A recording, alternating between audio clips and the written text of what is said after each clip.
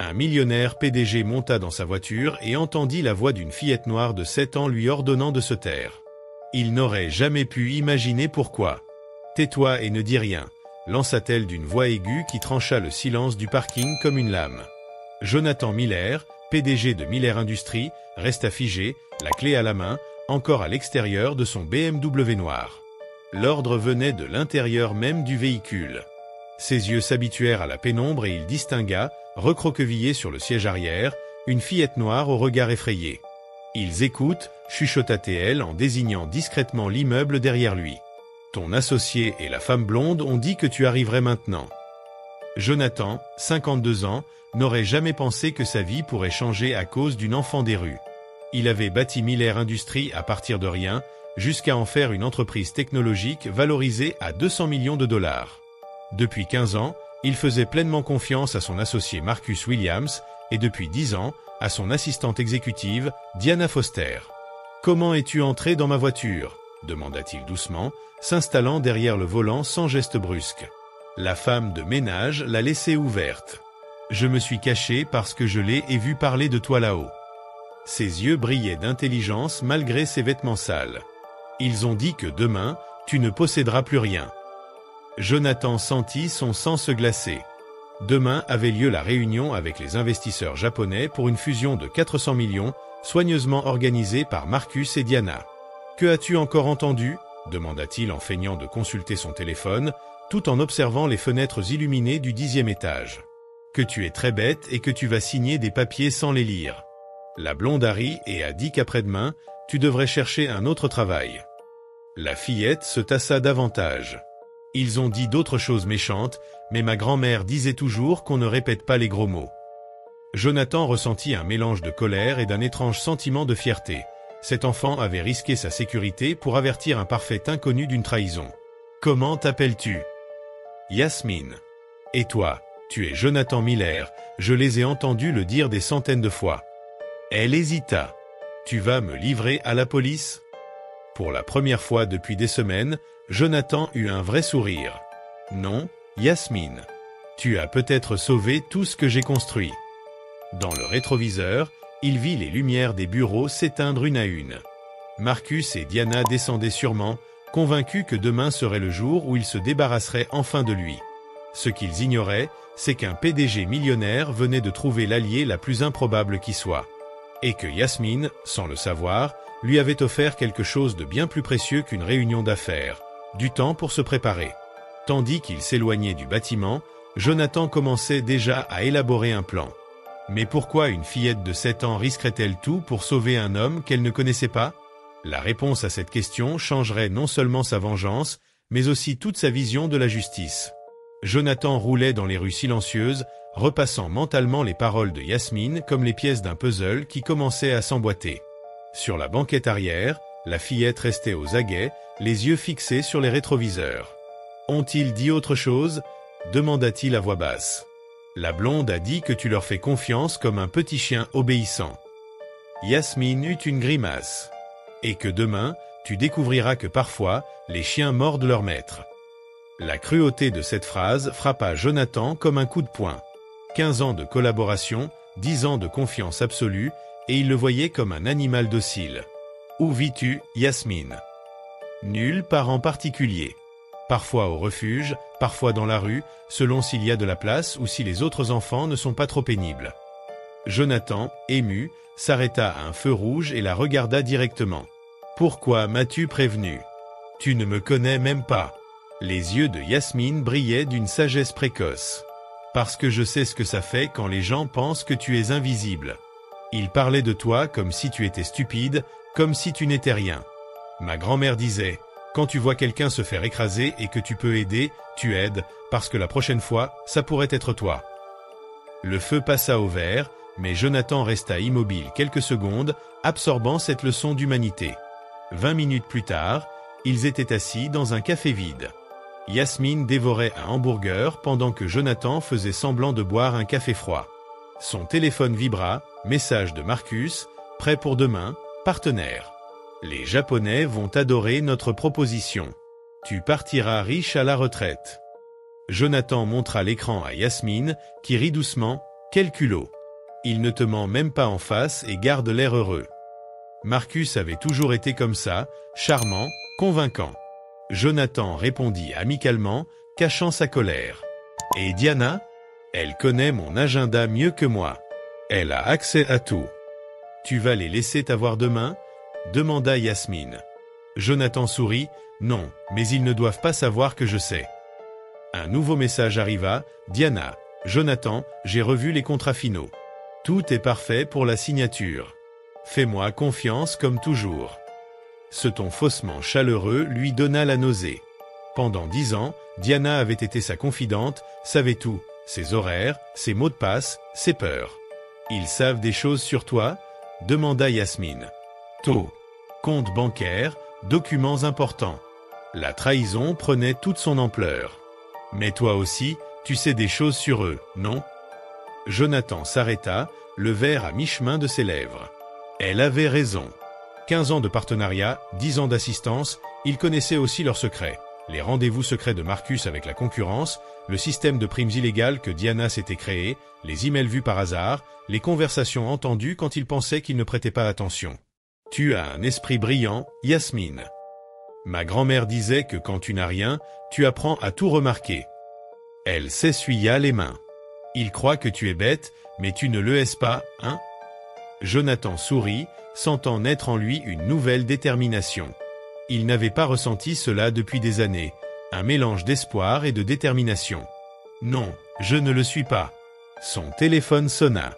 Marcus, sans aucun doute, voulait confirmer un détail de dernière minute, consolider le piège final.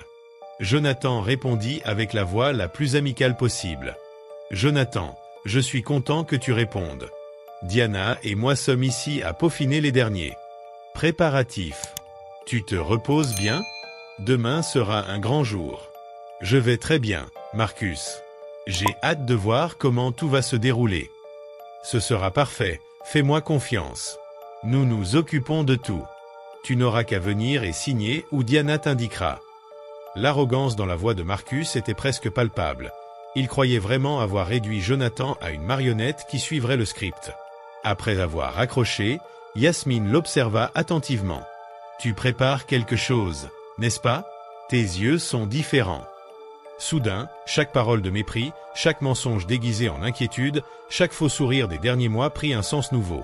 Marcus et Diana avaient non seulement trahi sa confiance, mais ils avaient sous-estimé sa capacité à se défendre.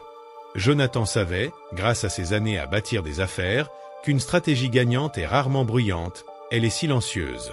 Tandis qu'ils célébraient déjà leur victoire, ils s'apprêtaient à transformer leur arrogance en piège fatal. Le lendemain matin, il se réveilla avec une clarté mentale qu'il n'avait plus connue depuis des mois. Yasmine dormait sur le canapé, emmitouflée dans une couverture trouvée dans l'armoire. Il la contempla un instant, songeant à la petite fille qui avait bouleversé sa vie. Son téléphone vibra, un message de Diana, à 6h15, « Bonjour, chef. Je suis au bureau depuis 5 heures pour tout préparer. Les Japonais arrivent à 14h. Comme toujours, tu peux me faire confiance et signer ou je te le dirai. » Jonathan eut un sourire amer. Cette même Diana, qui œuvrait à le dépouiller, feignait une loyauté maternelle. « Tu prépares quelque chose ?» demanda Yasmine en s'étirant. « Oui, mais j'ai besoin de ton aide. Pourrais-tu y retourner aujourd'hui et écouter d'autres conversations? C'est dangereux. Je sais, c'est pourquoi je paierai quelqu'un pour te protéger. » Il avait déjà pris sa décision. Appelé Gabriel Torres, un ancien enquêteur privé licencié l'an passé par Marcus et Diana. 2 heures plus tard, Gabriel était assis dans la cuisine, observant Yasmine avec une admiration mêlée d'inquiétude. Alors, cette petite détective a découvert une conspiration de 200 millions. Yasmine haussa les épaules. Quand on n'a rien, on apprend à tout écouter. Gabriel sortit une tablette. Il avait enquêté de son côté et découvert que Marcus et Diana détournaient des fonds depuis 2 ans, blanchissant plus de 5 millions par un réseau de sociétés écrans. La fusion avec les Japonais n'est qu'un écran pour blanchir l'argent. Ils veulent ta signature pour valider les transferts rétroactifs, puis ils te licencieront. Jonathan sentit une colère glaciale monter. Ils ont volé l'entreprise que j'ai bâtie de mes mains et utilisé ma confiance pour financer leur corruption. Yasmine intervint. Il te croit idiot, mais tu as un enquêteur et une gamine futée de ton côté. Marcus rappela, toujours confiant, lui conseillant de ne pas perdre de temps à lire les documents. Gabriel lui exposa alors ses options. Prévenir la police tout de suite au risque de perdre l'affaire sur un vice de procédure ou aller à la réunion en prédateur, feignant l'ignorance pour les piéger en flagrant délit. Yasmine approuva, comme dans un film. Jonathan accepta le plan, Yasmine se cacherait près de la salle et filmerait tout, sous la surveillance de Gabriel. À 14 heures précises, Jonathan entra dans la salle de réunion de Miller Industries comme si c'était un jour ordinaire. Marcus l'accueillit chaleureusement, Diana lui tendit une chemise en cuir, signée où j'ai mis les post-it jaunes. « Bien sûr, mais d'abord, je veux vous montrer quelque chose. » Gabriel entra avec 2 enquêteurs fédéraux et une boîte de dossiers. Jonathan projeta à l'écran des preuves.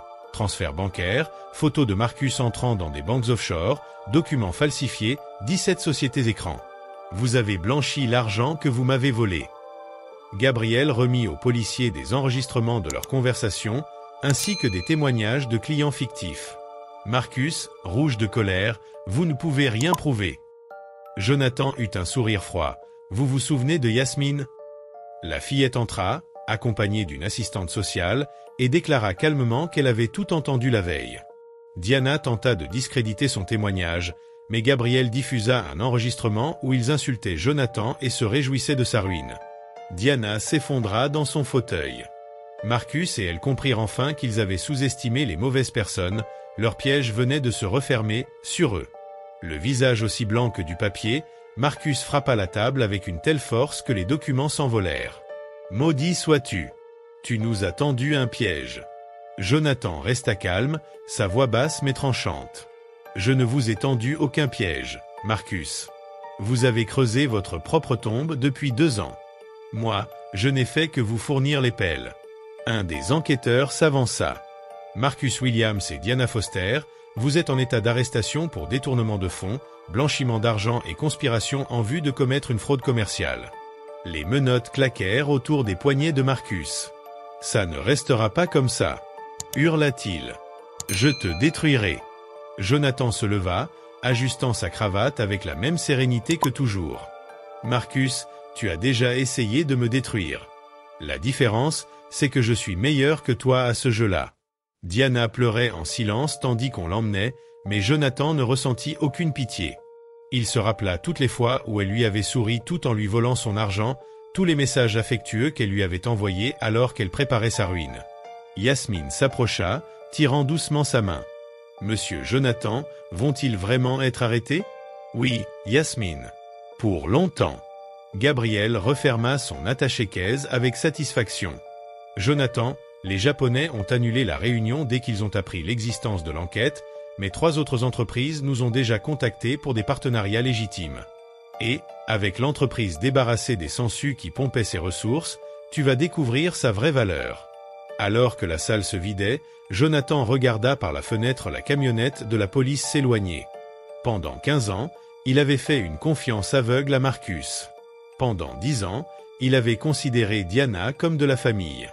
Ils avaient transformé sa bonté en faiblesse, sa confiance en naïveté. « Monsieur Jonathan, vous êtes triste ?» demanda Yasmine, restée à ses côtés. Il regarda la petite fille qui avait sauvé tout ce qu'il avait construit dans sa vie. « Non, Yasmine. Pour la première fois depuis des années, je suis en paix. Pourquoi? Parce que j'ai appris qu'il existe des gens comme toi, qui font ce qu'il faut même sans rien recevoir en retour. » Dehors, Marcus et Diana comprenaient que leur arrogance leur avait coûté bien plus que leur carrière, leur liberté. À l'intérieur, Jonathan réalisait que, parfois, le plus grand cadeau d'une trahison est de révéler qui mérite réellement ta confiance.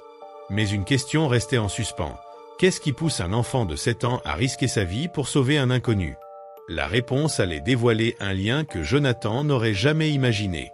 6 mois plus tard, dans sa nouvelle et vaste bureau du 20e étage, Jonathan observait la ville en contrebas.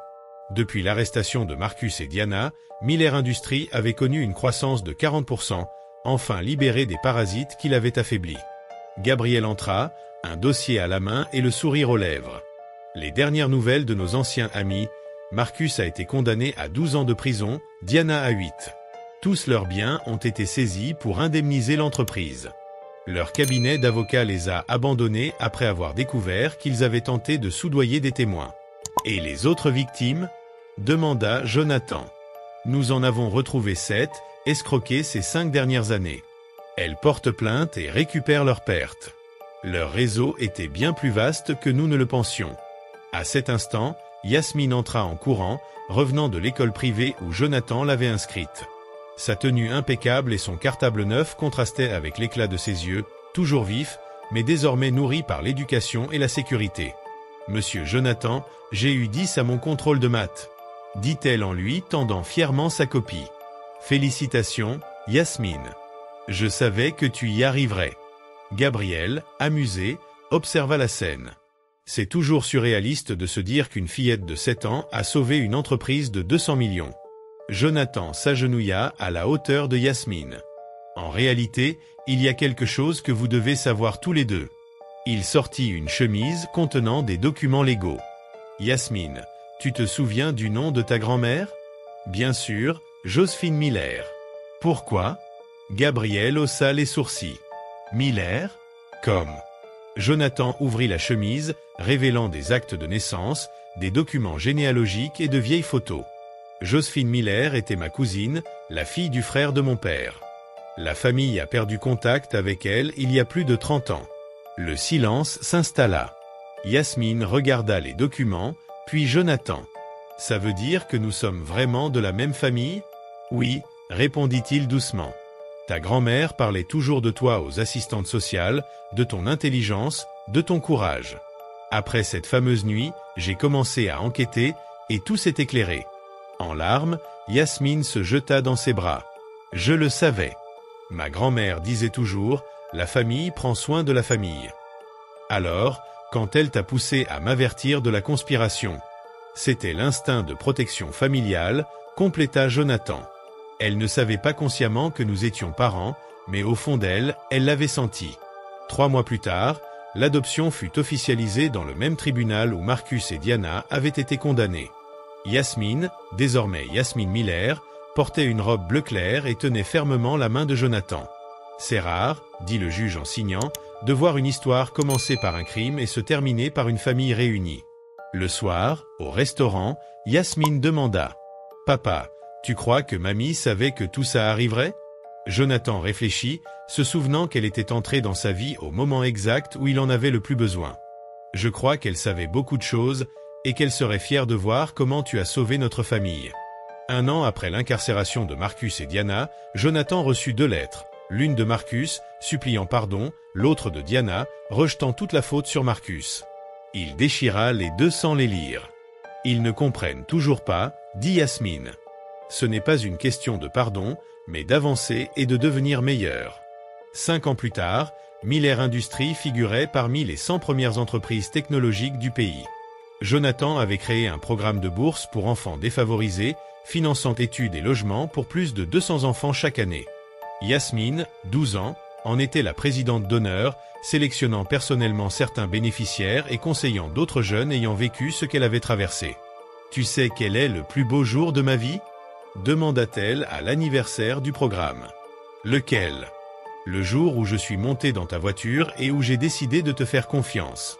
Ce jour-là, je ne sauvais pas seulement ton entreprise, je sauvais notre famille. » Jonathan sourit en regardant celle qui était devenue sa fille et sa plus grande fierté.